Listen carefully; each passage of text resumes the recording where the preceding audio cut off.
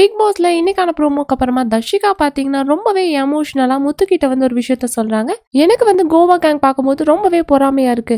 அவங்க வந்து ஃப்ரெண்ட்ஸ்க்காக நிக்கிறது, ஃப்ரெண்ட்ஸ்க்காக பேசுறது இதெல்லாம் பார்க்கும்போது என்னோட ஃப்ரெண்ட்ஸ் ஞாபகம் தான் எனக்கு வருது. நானும் வந்து வெளியே இப்படிதான் ஃப்ரெண்ட்ஸோட இருந்தேன். இந்த வீட்டுக்குள்ள வந்ததுக்கு அப்புறம் ரொம்பவே தனிமையில இருக்க மாதிரி இருக்கு.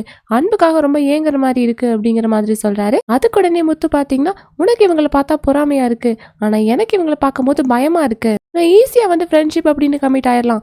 ஏன்னா இவங்க எப்பவுமே 4 பேரும் ஒன்னா தான் இருக்காங்க. ஒருத்தருக்கு ஒரு பிரச்சனைனா இன்னொருத்தர் வராங்க.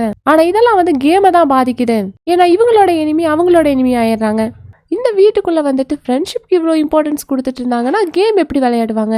நானும் வந்து ரொம்பவே ஈஸியா சாச்சனா கூட மஞ்சரி கூட எல்லாம் ஃப்ரெண்ட் ஆயிடலாம். நான் வந்து ஒருத்தர் கூட ஃப்ரெண்ட் ஆயிட்டேன் அப்படின்னா அவங்களுக்கு எது வேணாலும் செய்வேன். என் கப்பை கூட தூக்கி கொடுத்துருவேன். ஏன்னா இந்த வீட்டை பொறுத்த வரைக்கும் அது தேவையில்லை அப்படிங்கிற மாதிரி சொல்லி முத்து சொல்றாரு. முத்து சொன்னதை பத்தி உங்களோட கருத்துக்களை லைக் பண்ணிட்டு கமெண்ட் பண்ணிடுங்க. பிக் பாஸ் அப்டேட்ஸ்க்கு நம்ம சேனலையும் சப்ஸ்கிரைப் பண்ணிடுங்க.